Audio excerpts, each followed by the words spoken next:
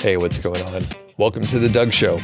My name is Doug Cunnington, and in this episode, I'm going to talk about whether or not sites can recover after an algorithm update. And it's a bit of a clickbaity headline. However, I'll tell you right now, I don't know the answer to this, and I think the way I phrased it, can sites recover versus how to recover a site? I mean, that tells the whole story. So this episode was inspired because I sent out an email to my email list. I asked how I can help. So literally, I think that was the subject line, and a bunch of people replied back. A lot of people did, and I sent it out to the email list. And if you want to sign up, there's a link in the description if you're not already on the email list.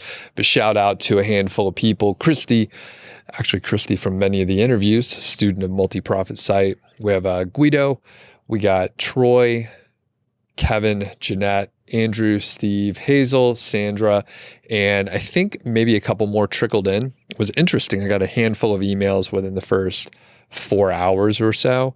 And then over the next week, more emails came in. So I know what that is like. Sometimes they were very short, asked one question. Sometimes they were quite long. Like I think I remember Steve wrote maybe a couple pages worth of information, less of a question, but more observations and stuff. I think, and I emailed Steve back, I emailed everyone back, but I emailed Steve and said, I think I might be able to do a whole episode commenting on his observations over a few years here. So if you do want to ask me a question, you can sign up to the email list. You could email me at feedback@Doug.show, and those are listed in the show notes. But today, like I said, we're going to talk through some of my observations. And the thing is, basically 80% of the questions that people asked, or 80% of the ideas that they wanted to get into, were around algorithm updates and kind of how things have changed with Google, but more so, there was an algorithm update, my traffic is down, now what do I do? And we've had a lot of algorithm updates in the past, I would say 2 years has been fairly consistent. And at the time that I'm recording this is the tail end of November 2023. December for the last, I think, 3 or 4 years has brought along a lot of holiday cheer, of course, but also an algorithm update, usually a core update. Sometimes it's a review oriented update. But if you look back in the list of Google algorithm updates over the last few years, without fail, there's one in December. So I would say it's probably an 80 to 90% chance there's going to be an algorithm update in December. And please, I usually don't predict things, but treat me like a weatherman, a meteorologist. I'm doing a prediction, 80 to 90% likelihood that there'll be an update. That also means there's a 10 to 20% likelihood that there's not going to be an update. This is based on no research other than looking at the list, which I encourage you to look at the list of Google updates over the last couple of years, and you will see there's one in December. There's always one in December. So one other thing before we get to the questions that people asked and talking about whether or not you can recover a site, I'm going to give a quick shout out to Zizi, who has emailed me a couple times over the past, I would say, year or so. And I think he's pretty active. He or she is active over on Reddit. And I am not. So there's some chatter. There's a community over there. But the interesting thing is he's emailed me a couple times and like, hey, I'm having some trouble. And basically he launched about 30 local websites. Generally, he was launching them in niches and localities that had very weak results. So there was actually a need to have some local websites. And he launched 30 of them. And I don't remember exactly what year, but he's been working on it for a couple of years. He invested quite a lot of money into the whole endeavor and a lot of time. I I tried to give a little advice here and there, but without actually like looking at the sites or doing research or being hired to do some analysis. Usually my responses were around quality. If you're launching 30 different websites, certainly the quality is going to be less than if you were just working on one website. But after I had some exchanges with ZZ, it sounded like he actually had a good amount of experience. He started working on sites, niche sites, and SEO in like 2016.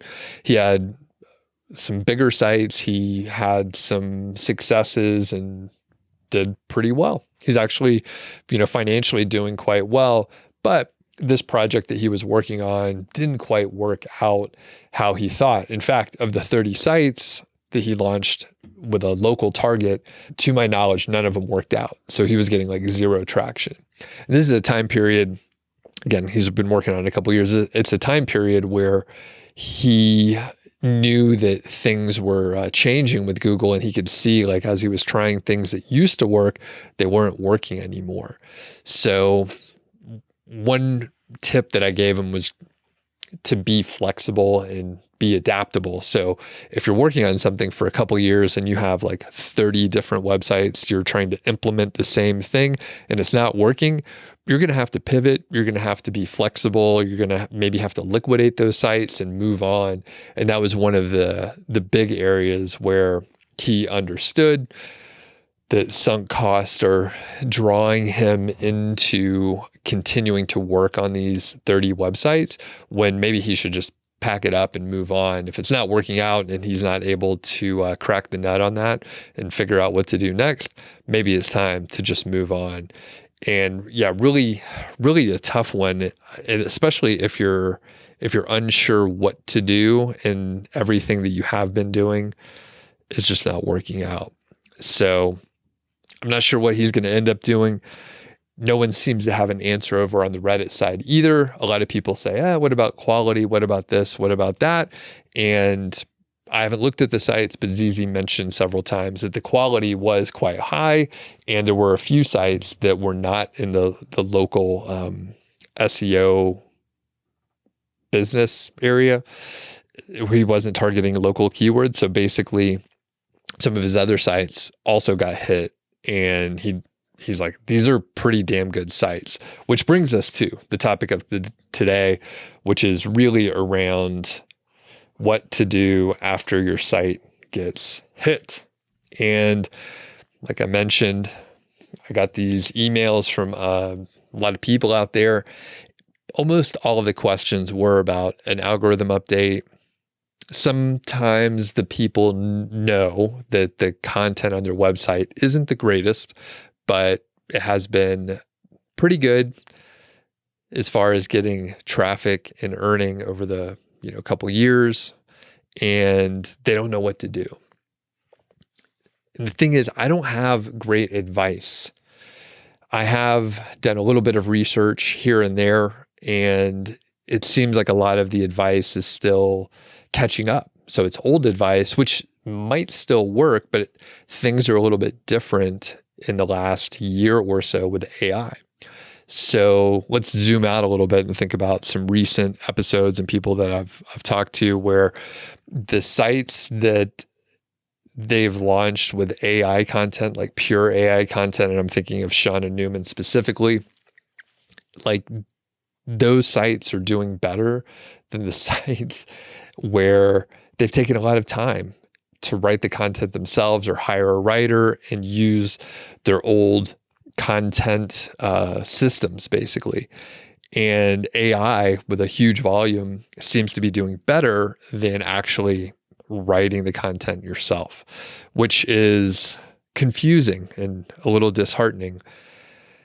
And it's unclear if that's going to work for the long term, because we can all imagine if the barrier to entry is quite low and you have a bunch of people that have figured out, I could just publish really maybe subpar or average or even below the average level quality content. If I could publish that, get AI to do it and do a huge volume, I could build topical relevancy. I can build up traffic and earn some money.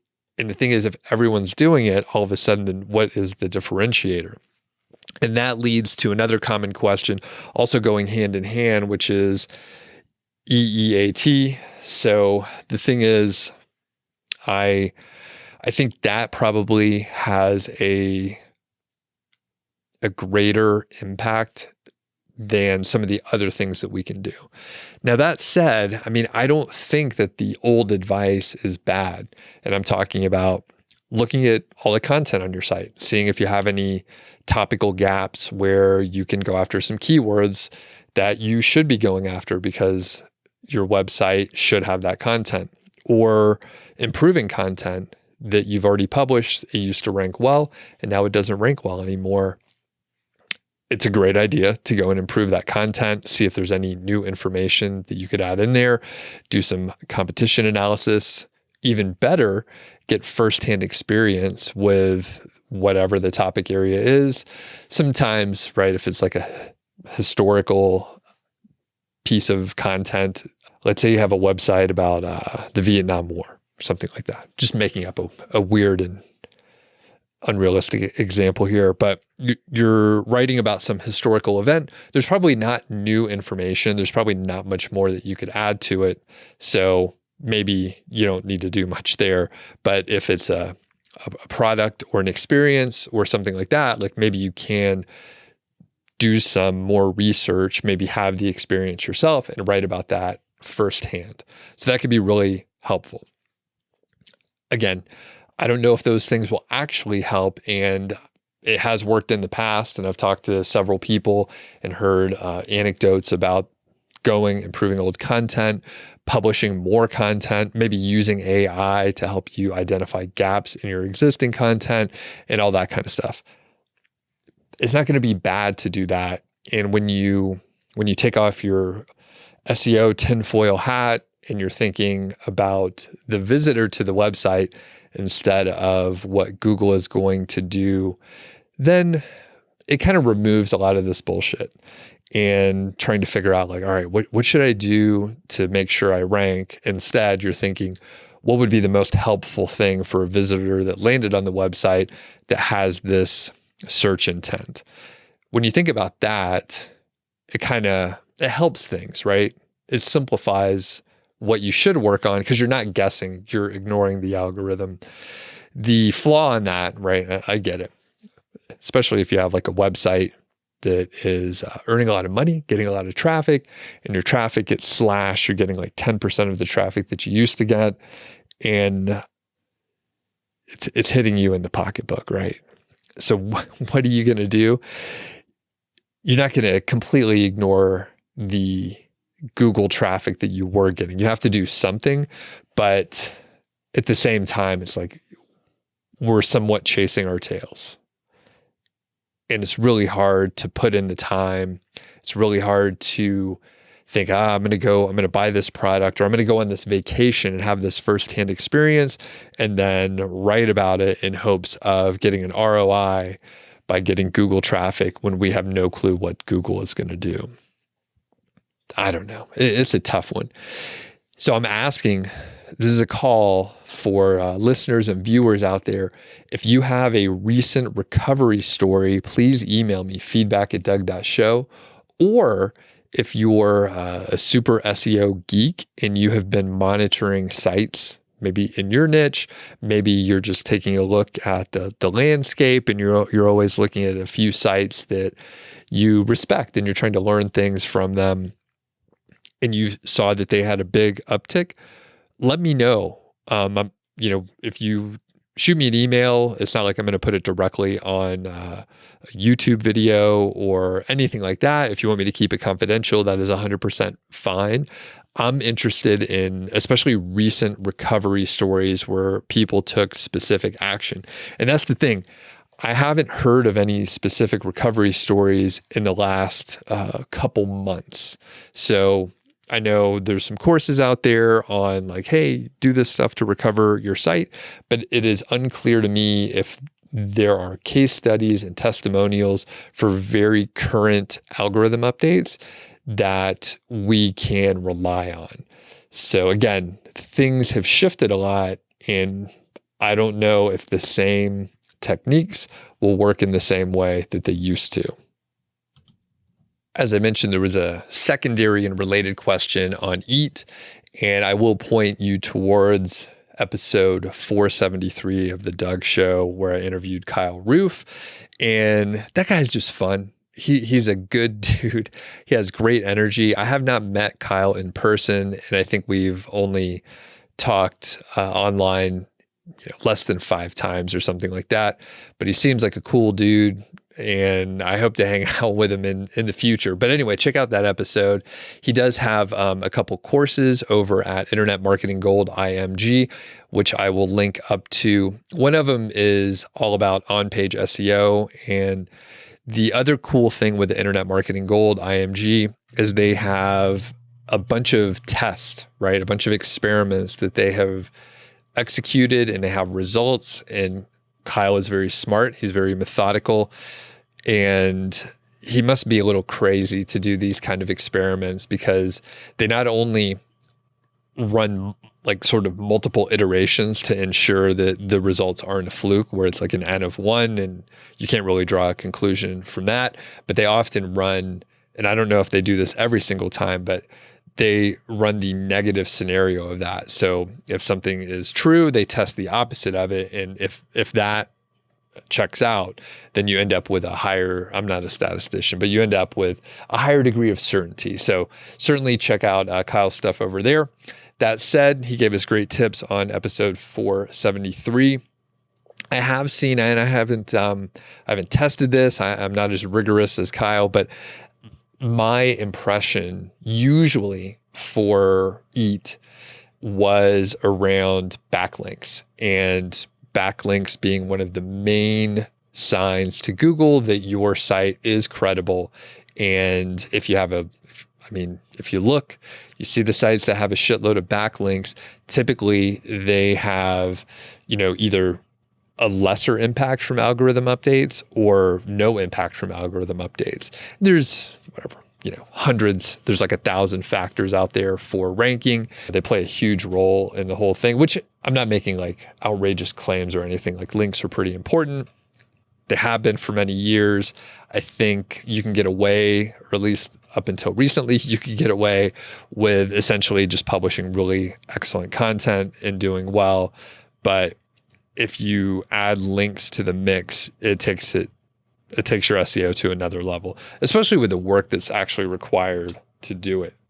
So one thing that I'm going to start emphasizing even more, and if you're a longtime listener to the show, you've heard me talk about myself nearly ad nauseum at this point, but talk about myself and the things that I have personally done for my, I'll put in air quotes, I don't even like saying personal brand, but like my personal brand and really like Niche Site Project, the podcast, YouTube channel. And those are my main sort of focuses.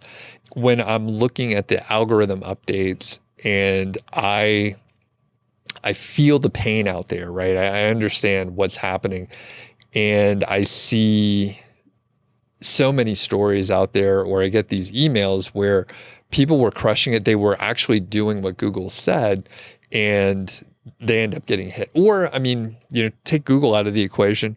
There's other platforms where things change, right? Algorithms change. They change on Pinterest. They might change on Facebook or Instagram Reels or whatever.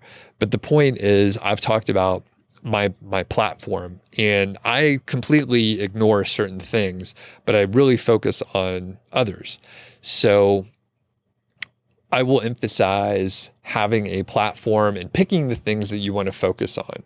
And I'll tell you the ones that I have focused on. So number one, I still think having a blog, a website to have content, other information there, right? You may have e-commerce, maybe you're a coach, but a website is good even if you have to deal with algorithm updates, different bullshit. You can still rank for stuff, right? You want to have a good brand sort of awareness. And that's one thing that I have, like people do Google like Doug Cunnington or Niche Site Project or related ideas, right? So there is some reference, like Google knows that I talk about certain things. By the way, I didn't get hung up on that. I have a whole other podcast where I talk about personal finance. There's some logic to, sticking in your wheelhouse, but I have other interests, and I'm not living my life trying to cater to the algorithm for Google, right? So I'm talking about the stuff that I want to talk about. So when you think about the platform, so blog is good. Email list is critical. It is essential. Build an email list. If you don't have an email list, you will look back and think I should have started my email list sooner.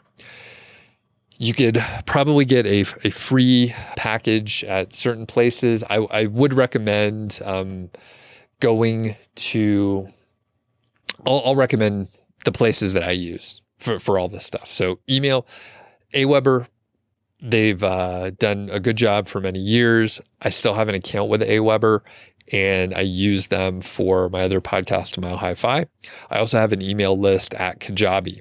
I use Kajabi because they have courses, they have funnels, they have communities, they have coaching. It's actually a full suite of everything that I need.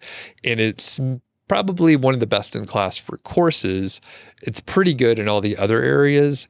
And I wouldn't necessarily say it's best in class anywhere else. But if you're just looking for an email list, I would say go with someone like Aweber. If you have less than 500 subscribers, then I think you qualify for their free package. There's some limitations, but that's a really good one to grow into. I believe MailChimp, at least at one point in time, I know they did have a free version, but it's more limited. And when you actually want to grow, I think most people that I know end up wanting to move off of MailChimp. So oftentimes it's easier to go to some place like Aweber. And there's a ton of them, right? Those are just the ones that I use. Next is a podcast, which you're listening to now. I got started with all this stuff from listening to podcasts. So it was kind of, it was in my mind from when I got started at the very beginning, like, hey, it would be great to do a podcast. And I wish I started a podcast a few years sooner than I actually did. So I started this show in 2019. And, in theory, it would have been better if I started it sooner, but everything's fine. And I was kind of busy then. I was spending a lot of time doing other stuff, and you can't do everything all at once. So I was layering things on. The great thing with the blog, email, and a podcast, they're purely independent. It is, you don't have to worry about anyone like turning your reach down or anything like that. The email list is on my account. The podcast is on my podcast hosting account. I use a company called Castos, by the way. And kind of like web hosting, there's tons of them out there. They all have maybe little different focus areas, but essentially most of them are going to be really good most of the time. Castos has a great plugin that integrates with WordPress. I'm sure the others do also. Kind of a commodity, but I like Castos. I have both of my podcasts on Castos. Next, YouTube video is becoming just about essential. A lot of people don't want to put their face out there. They're a little bit nervous. If you look back at my early videos, I too was nervous. When I get out of practice a little bit, I get nervous and kind of stumble over my words, but you'll get better. And the thing is, it's a great skill to have regardless. And if you're out there creating videos, you're adding to your, different areas of skill, you are getting better at a different format, which will help you in the future, no matter what you're working on. And the fact that I can do video and have slowly over the last 6 years learned how to use gear. I've stayed current with different software. I get hired occasionally to do live streams for some nonprofits around here. I'm much cheaper than the competition because I don't have to do it for a living. So I've helped out some friends to do live streams because I have all the gear and their budget is much, much lower than what the actual market cost to hire like a real pro to do live streaming. So I was like, I'll help out this nonprofit to do this or that. Anyway, YouTube is great. Video skills are awesome. If you know how to do video, you will stand out from your competition. And I'm just thinking of like an individual skill level. But let's pause here for a second and think about the people out there that have a blog and you have lost traffic. You've lost revenue because the Google algorithm updates have hit your site. And Google does want they want brands out there, right? They keep telling us they want brands, and they want you to look like a real business, right? Or maybe SEO say that. I get it confused, but basically, if you look more like a real business, that's a good thing, right? That's what everyone's telling us. So the point that I'm making here is if you have a bigger platform where you actually do have a presence out there and you actually have podcasts that are published and Google sees that there's a podcast and it's connected to your website. And then there's also a YouTube channel where videos are published and there's some intermingling traffic back and forth. I think that is probably a good thing. Ignoring what Google thinks of you, which you probably should. We shouldn't make our worth based on what Google thinks of us or our websites. You are meeting people where they are. Some people don't listen to any podcast, but they watch YouTube all the time, or vice versa. And then there's another group that doesn't read blog posts. They only do YouTube or they only listen to podcasts. Some people do all three. I actually do all three depending on, who it is that I'm following and the kind of content it is. But the point overall is you are meeting the audience where they are, and you are building skills and a whole platform, multiple platform presence, which is great. Now, those are the main ones that I actually focus on. I do like YouTube, even though it's kind of a content platform / social media platform, right? They've mixed some stuff together, but I like YouTube because it is quite open. There is an algorithm you have to think about if you choose to. I have actually, I've decided that I wasn't going to chase the algorithm as much for YouTube because I didn't want to burn out. So that's another little secret. I have a huge amount of longevity because I'm deciding what game that I am playing, and it doesn't line up with trying to cater to the YouTube algorithm. I'll test some things out, right? I'm curious. I'm trying to figure out if YouTube Shorts, was that a good use of my time? Turns out it wasn't really working for me the way I was doing it.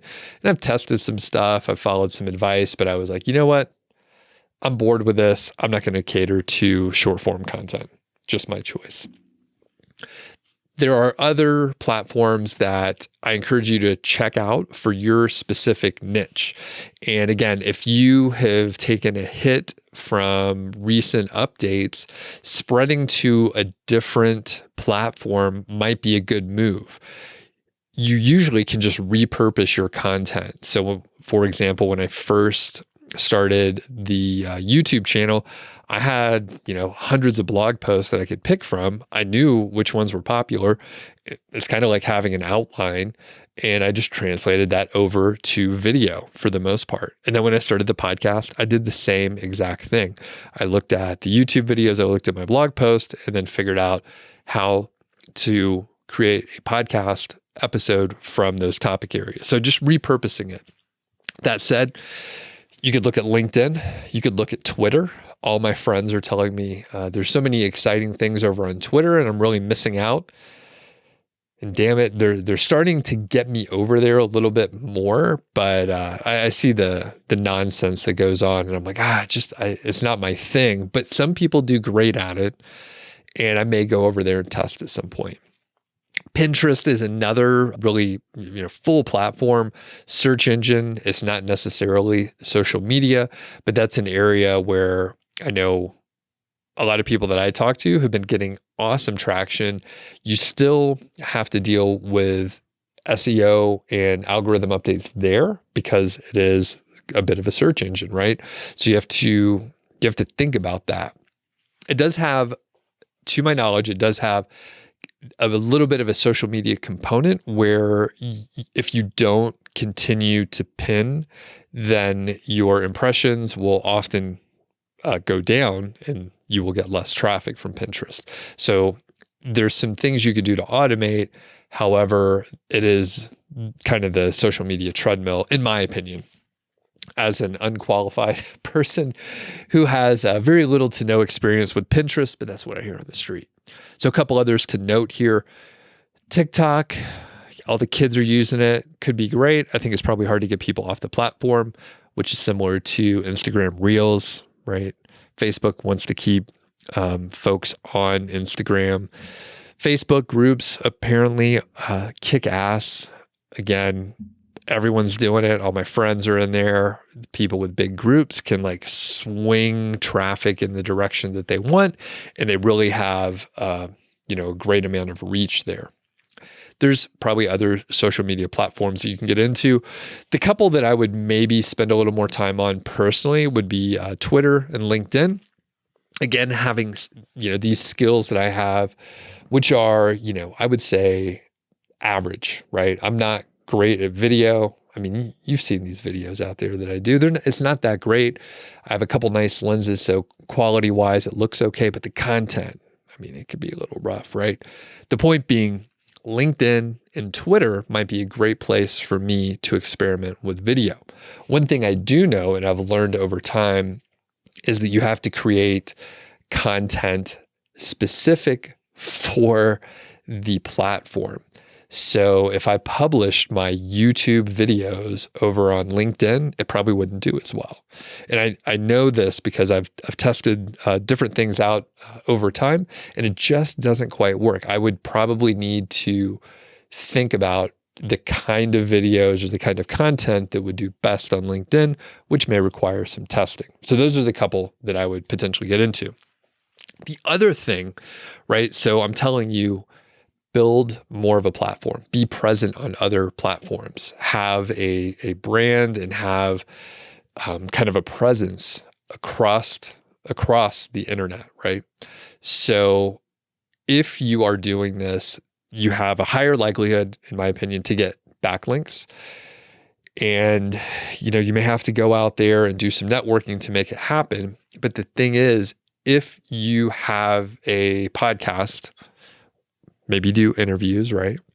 And then you publish those on YouTube, there's a very high likelihood that you'll be able to network with experts and people with a very large amount of authority in your niche just because you have a show. One tip I'll give is before you start doing interviews with other people, highly recommend you get a few shows done under your belt, maybe solo. I'm not 100% sure how many people do what I'm about to describe, but like when I get a email about being on someone's podcast, I usually make sure they've published, at least 20 episodes or so, maybe 10. The thing that I realized was people will start recording and then they will never launch their show. And I can think of at least 3 interviews I've done. It's been a couple of years now, but I've done 3 interviews where I put in an hour and a half interview. I chatted with the person afterwards, gave them some words of encouragement or advice or whatever, and then they never published it.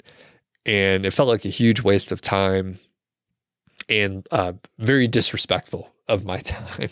So I look to make sure that people do have a handful of episodes published, 20 of them, 50, whatever. You could pick some threshold. But the point is, if you have at least 10, I'll probably double check, hey, you're still publishing. And I'll look to make sure they're publishing week over week. But the thing is, I don't want to waste my time, right? All that to say, you can get great experts on your show. You could chat with them. It'll be awesome for the overall relevancy of the topics for your blog or website. And you should be able to get expert level content, which is pretty cool. So one thing that we can all do now is take that transcript from an interview, feed it into ChatGPT or a tool like Claude or fill in the blank. There's probably at least a dozen tools that can do the exact same thing. Put in a transcript, ask for an SEO optimized blog post. And it's not going to be 100% right, but chances are it'll be like 80%. And you could go fix it up, or maybe you could tweak it a little bit more with the AI and say, hey, don't talk about this area, and then be able to publish it on your blog. And you would have great expertise. You would be able to reference the actual expert from the industry. And the other cool thing is it's fantastic for just networking in general. So you'll interview that person, which is great, but you'll also be able to have that contact. And then you could ask them, hey, is there someone that you think I should interview in this topic area? And you can get a warm introduction to more and more people. The other thing, right? So you're kind of helping them out. You're placing them in a place of authority and as an expert, and you are kind of promoting them, which they will greatly appreciate. If you actually go to an in-person event, like a conference in the industry, people will know you, and you'll be able to do some of the like real networking, the real in-person networking that I've talked about in recent episodes. You can't replace that, right? I mean, we can make great connections online, especially with video, and it takes more time, of course. But if you're going to an event, if you have a show, if you have some presence, especially a cross-platform, brand where people know you and they're like, oh yeah, I saw your video on LinkedIn or whatever, you'll be able to probably elevate everything that you're doing in your business. Opportunities will pop up, and it's fun to meet people in person. So very high leverage on the podcast and YouTube side. You have an email list along with that, and then you'll be able to promote other people's products as an affiliate. You can create your own products, physical. Sure, you could do that. You could do digital products too, and that's where Kajabi really shines. The cool part with the podcast and email along with a blog is those are 100% independent, right? There's of course, you have to think about the Google algorithm, which is the whole idea around this episode. But in general, you'll be able to publish your website. People can get to it. They're not going to be able to like throttle it down or anything like that. And if you are using these other platforms, then the Google search traffic hopefully will just be a portion of it. And then you have traffic coming from other areas. And as you maybe grow your podcast or you grow on YouTube, which is still subject to algorithms and such, and it's not completely independent, they can still shut your account down. But the good part, it's one of the most independent places that you can publish videos. The huge advantage, right? The reason why we deal with that is because of the discoverability, and YouTube is a search engine. So you can get traffic from just random discoverability, and you also can get some search traffic from YouTube. But anyway, the point is, if you have your independent blog, you have a podcast, which is independent, and an email list, you can have a pretty robust and anti-fragile platform where if an algorithm comes out, you don't care as much. All right. You're independent. And with an interviews type podcast or YouTube channel, you have a huge amount of credibility as far as networking. People will talk to you if you have a show versus if you just emailed them and said, hey, can I ask you questions for an hour because I want to know the answers to them? They're not going to do that. But if you have a show, they're probably going to do it, right? Especially if you have a sort of a professional way to do it, which actually that brings me to something I have been thinking about. I will put together a we'll call it, I mean, it's straight up a lead magnet, right? So you're going to observe some of the things that I'm doing here in real time, but I'll put together a lead magnet for what I'm going to start using when I interview people. So I received this from a couple interviews that I was on not too long ago. And they sent it out to me. They were like, hey, can you fill this out ahead of time? It was like a one pager. It asked for some basic information. And it occurred to me, I've done hundreds of interviews at this point, but I was like, why have I not asked for this information? Like, I've seen this a dozen times at least. And it's only now where I'm like, oh, I should use this. So basically it's a kind of an interview, a pre-interview form, a one pager that the interviewee would fill out. And it makes it easier for you to not only do the podcast episode, but show notes and other links and stuff like that. So I'll put a link in the show notes here so you could download that. Let's go meta for a second. I'm doing this because I want to build up my email list a little bit more. So I am going to mention this podcast interview cheat sheet, right? That's what we'll call it. I'm thinking of this on the fly. Podcast interview cheat sheet. Then I'll be able to reference it in the future. Really good. And I actually, I was interviewed last week.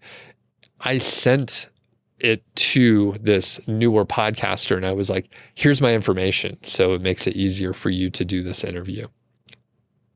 All right, that's it for today. If you do have any questions out there, let me know. Feedback at Doug.show. And this is the big thing that I need answered. If you have observed or recovered a site yourself in the last few months, please let me know. Feedback at Doug.show. I'll keep it confidential unless you want to share the information with me. That said, I have heard there was one person who emailed, I can't remember who it was in that list, but they said that most of their sites were hit and they lost traffic. But the site that they've neglected for a couple years actually improved in traffic and it started ranking more.